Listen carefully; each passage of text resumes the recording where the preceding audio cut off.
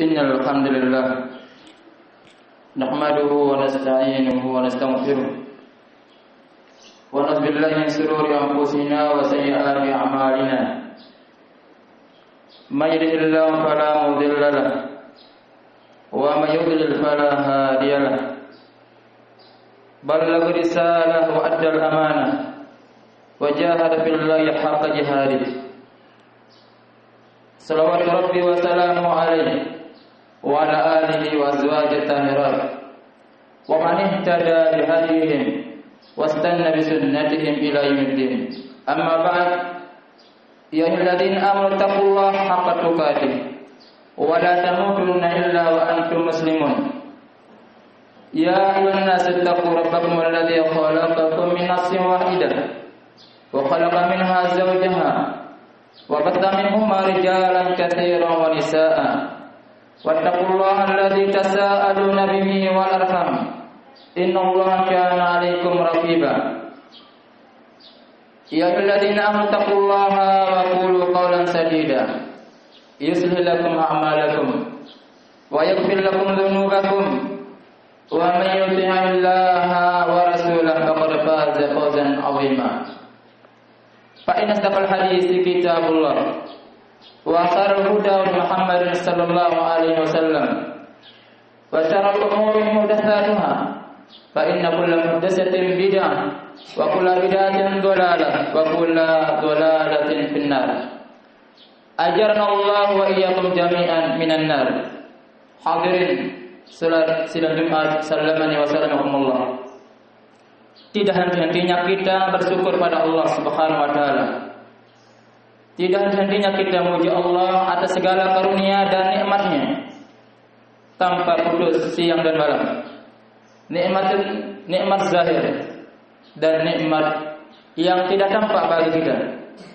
Solusinya adalah sebagai orang beriman, bertakwa kepada Allah SWT, baru dikatakan sebagai orang yang bersyukur kepada Allah.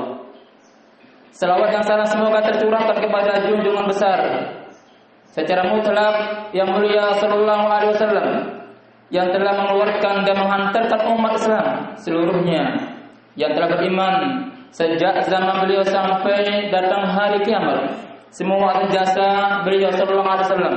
Maka kita tidak putus untuk bersalawat kepada beliau sallallahu alaihi wasallam, khususnya pada hari Jumat yang mulia. Kaum muslimin yang berbahagia, ketahuilah sungguhnya hidayah milik Allah Subhanahu wa taala. Hidayah milik Allah Subhanahu wa taala. Dari itu kita minta kepada Allah agar kita diberikan petunjuk oleh Allah Subhanahu wa taala untuk tetap di atas hidayah. Teguh di atas hidayah yang kita telah mendengarnya, kita telah menyimaknya, dan kita telah mengkajinya atau ikut kajian di atas sunnah beliau sallallahu alaihi wasallam. Begitu mahal hidayah dari Allah, tidak diperjualbelikan. Allah Subhanahu wa taala memberikan liman yasha min ibadihi, bagi hamba yang Allah kehendaki, bagi hamba yang Allah radai, maka hidayah menyapa mereka. Maka beruntunglah mereka yang mendapat hidayah Allah. May yahdihillahu fahuwal muhtadi wa may yudlil fa ulaika humul khasirun. Maka barang siapa yang Allah tunjukkan kepada hidayah, dialah orang yang di atas hidayah, beruntung di atasnya. Dan barang siapa yang disesatkan oleh Allah, tentunya ada hikmah yang kita tidak mengetahuinya. Fa ulaika humul khasirun, mereka adalah orang-orang yang sangat merugi.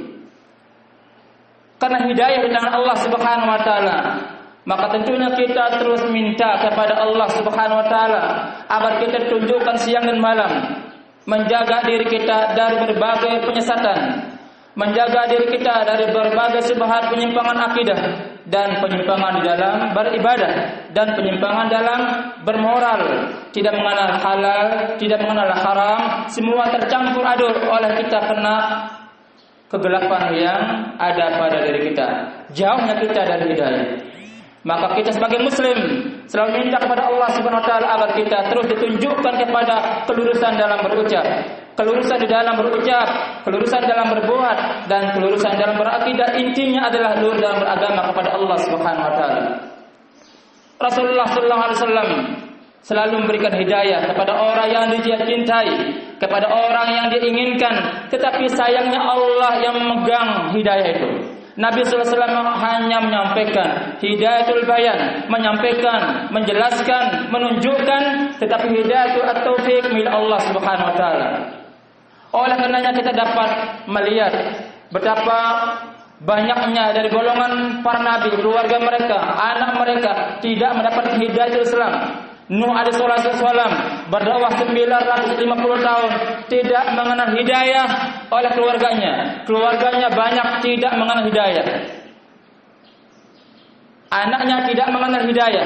Betapapun usaha Nuh menyampaikan hidayah siang dan malam, malah Nuh mendapatkan penyakit dari mereka. Itu Nabi Allah SWT, itu Rasul Allah SWT yang diberikan pedoman hidup, ajarannya mulia, tetapi siang dan malam berdakwah kepada Allah SWT.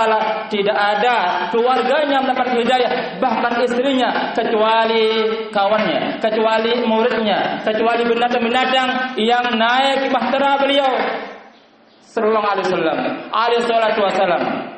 Ibrahim alaihi wasallam adalah imam at-tauhid, adalah rasul, bapaknya para nabi, tapi beliau dalam berdakwah tidak diragukan lagi sepak terjang tauhidnya, dakwahnya, girahnya, kejujurannya, keberaniannya, ketangkasannya, istiqamahnya, jujurnya dalam berdakwah. Tetapi lihat, orang tuanya tidak menerima hidayah, masyarakatnya semua kafir, berusaha menyampaikan hidayah dengan dalil Allah Subhanahu wa taala, dengan kelurusan akhlaknya, dengan budi pekertinya, namun tidak mendapatkan hidayah. Bahkan keluarganya, orang tuanya ikut serta untuk mengundang para musuhnya bagaimana agar anaknya diusir dari kampung halamannya. Itulah beratnya berdakwah kepada Islam, beratnya dakwah kepada hidayah, beratnya sebagai depan mengajak orang kepada Islam, karena Islam adalah agama dimiliki oleh Allah, bukan milik kita. Sekiranya milik kita, maka kita akan memberikan hidayah kepada orang yang terdekat yang paling kita cintai. Isa adalah Nabi dan Rasul. Beliau dimusuhi kaumnya. Kaumnya menghina beliau, mencaci beliau, dan sebagian mengangkat beliau melampaui batas sebagai anak atau putra Allah SWT, tidak diberikan hidayah. Dan musuh kita hari ini adalah kaumnya yang telah menyimpangkan akidah, yang telah merubah akidah. Kaumnya yang telah menjadikan Tuhan Allah Isa sebagai putranya, disucikan, dialamatkan, kemudian disandarkan kepada Allah Subhanahu wa taala. Wa qalu takhadallahu walada. Mereka katakan Allah punya anak. Allah katakan lam yalid wa lam yulad. Allah dirinya tidak diperanakan dan tidak melahirkan. Wa lam yakul lahu kufuwan ahad. Tidak ada seorang pun yang setara dengan Allah. Tidak pantas seorang anak setara dengan bapaknya. Bagaimana makhluk dengan Tuhannya? Kaum muslimin yang berbahagia. Musa juga demikian. Bapak angkatnya Fir'aun dengan serdadunya, kuncu-kuncunya, bala tentaranya memusuhi Musa. Betapa hebatnya permusuhan Musa dengan Fir'aun, orang yang memberikan beliau makan. Tapi betapa banyak perjuangannya tanpa iman, tidak Allah terima. Abu Talib berjuang untuk Nabi sallallahu alaihi wasallam. Betapa banyak makanan, jasa itu Abu Talib. Abdul Muttalib berjuang untuk ponakannya, untuk cucunya. Semua bekerja sama untuk Muhammad. Apabila Muhammad datang kepada Abdul Muttalib atau kepada Abu Talib, maka putra-putra Abu Talib berada di bawah, Muhammad berada di atas. Tentang kehormatan kepada Muhammad, pemuliaannya kepada Muhammad, tetapi hidayah tidak diberikan kepada Abu Talib. Demikian juga pada hari ini, kalau kita melihat seorang dai tidak mendapatkan hidayah baik keluarganya atau anaknya, maka kita melihat bagaimana imam, para ulama kita, Imam Ahmad, tidak diragukan lagi kehebatannya dalam berdakwah. Imam Ahlussunnah wal Jamaah, tidak semua keluarganya dapat hidayah, tidak semua keluarganya dapat hidayah. Imam Ibnu Taimiyah, tidak semua kerabatnya dapat hidayah. Betapapun beliau sebagai mujahid fi tauhid, mujahid fi manhaj, mujahid di dalam membela akidah yang benar, tapi tidak semua kerabatnya dapat hidayah. Imam Syafi'i juga demikian, tidak melahirkan anak sebagai ulama besar. Imam Malik juga demikian, mengeluhkan tentang anaknya, putranya Itulah para ulama. Maka tidak dikenal dari putra Malik, putra Abu Hanifah menjadi ulama besar. Demikian juga Abu Hanifah, imam besar dari fuqaha, ahlul qiyas, ahlul ra'yi, orang yang sangat cerdas. Jikalau melihat sepotong kayu pun bisa jadi hujjah memberikan hidayah kepada manusia. Namun keluarganya tidak semua mendapatkan hidayah. Putra-putranya tidak ada yang tidak ada yang menjadi orang besar, sukses menjadi ulama, tetapi kawannya, muridnya Abu Yusuf, Abu Sa'ar Rahawai menjadi guru yang hebat, menghafal menguasai mazhabnya. Demikian juga pada hari ini ulama kita, Syekh bin Baz tidak terkenal anaknya menjadi ulama. Syekh Fauzan sebagai Syekh pun menjadi teladan besar pada hari ini, tidak ada putranya yang menjadi ulama besar. Syekh Utsaimin juga demikian, menantunya jadi ulama, putranya tidak ada jadi ulama, saudaranya jadi pembisnis sebagai kiai biasa, namun sebagai ulama pilihan Allah, sebagai dai pilihan Allah. Innaka la tahdi man ahbabta, walakinna Allah yahdi man yasha. Allah SWT menunjukkan hidayah bagi orang yang dikehendakinya, bukan engkau kepada orang yang kau cintai dan yang kau sukai. Maka kita tidak ada lain jalan kita untuk mendapatkan hidayah. Iyyaka na'budu wa iyyaka nasta'in. Ihdinas siratal mustaqim, siratal ladzina an'amta 'alaihim. Kita hanya menyembah kepada Allah. Lurus dalam akidah, lurus dalam hati, selalu kita bertopang pada akidah yang benar. Hanya pada engkau kami beribadah dan hanya pada engkau kami meminta pertolongan ya Allah. Dengan demikian kembalilah semua kebenaran milik Allah, diberikan kepada orang yang dikehendaki, dan hanya Allah bisa memberikan hidayah, dan dengan Allah segala kemenangan dan pertolongan. Barakallahu li wa lakum wa lisa'il muslimin min kulli dhanbin fastaghfiruhu wa tubu ilaihi innahu al-ghafurur rahim.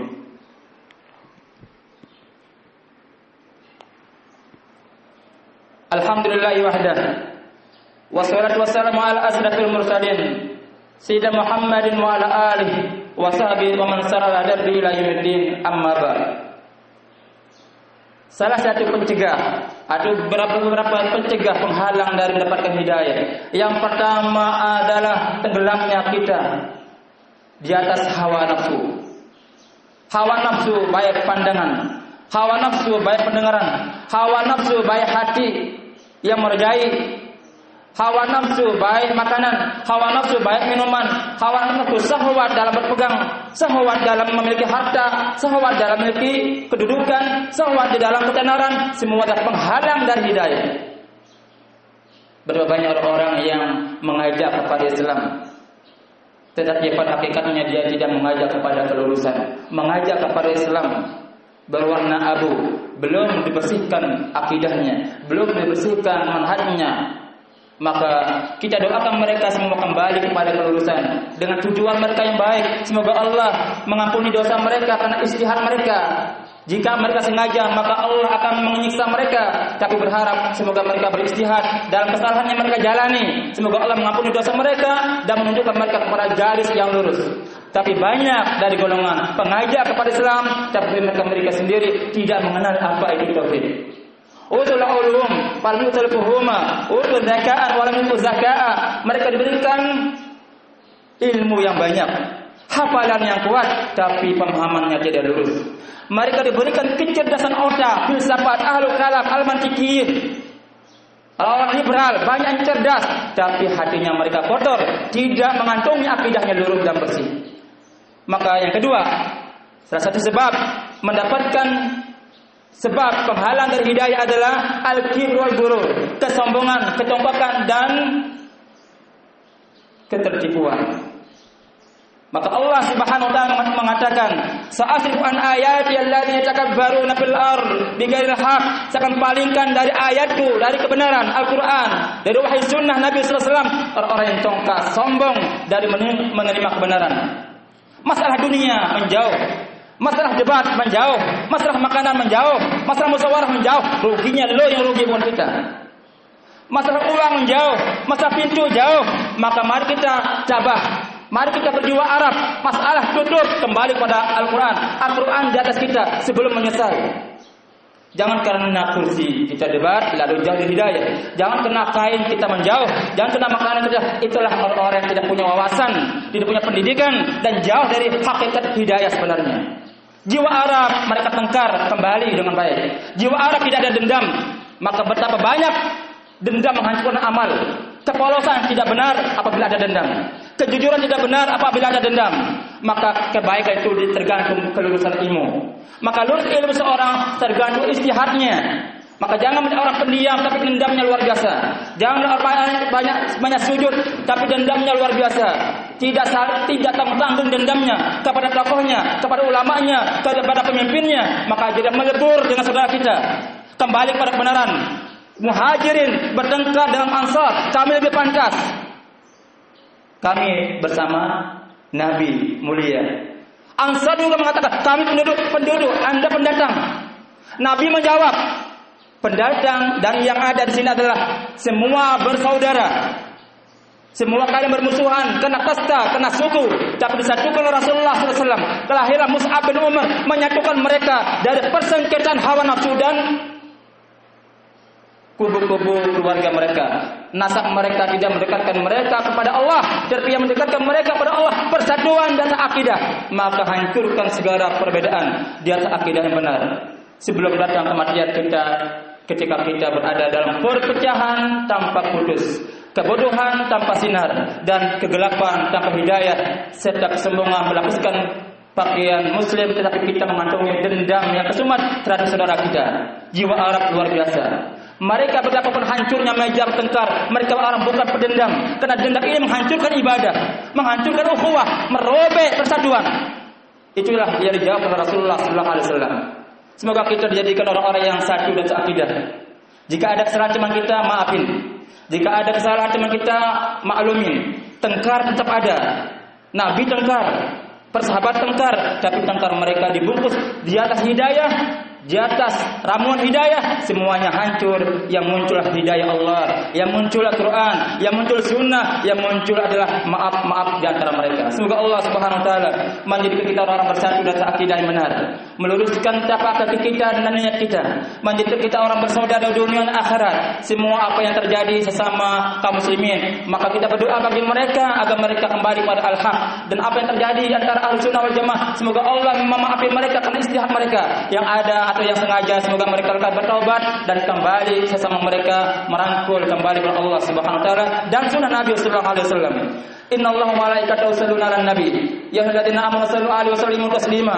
Allahumma shalli 'ala Muhammad wa 'ala ali Muhammad kama shallaita 'ala Ibrahim wa 'ala ali Ibrahim innaka Hamidum Majid wa barik 'ala Muhammad wa 'ala ali Muhammad kama barakta 'ala Ibrahim wa 'ala ali Ibrahim innaka Hamidum Majid. Allahumma ighfir muslimin wal muslimat wal mu'minin wal mu'minat al ahya minhum wal amwat innaka sami'un qaribun mujibud da'wat ya qadirul hajat. Allahumma qul lana hubana wa qul anna sayyi'atina wa ja'alna mutawahhidina bil kitab was sunnah wa ja'alna mansurin maqbulin ya rabbal alamin wa ja'alna mustamsikin bis sunnah Rasulullah sallallahu alaihi wasallam. Allahumma ghfir anna dzunubana wa ghfir anna si'atina wa ghfir anna zallatina wa ghfir ulama'ina wa salatinina warhamna wa anta lana ya rabbal alamin. Rabbana zalamna anfusana wa illam taghfir lana wa tarhamna lanakunanna minal khasirin. Rabbana atina fid dunya hasanah wa fil akhirati hasanah wa qina adzabannar. Wa sallallahu ala nabiyina Muhammad walhamdulillahi rabbil alamin. Aqimussalam.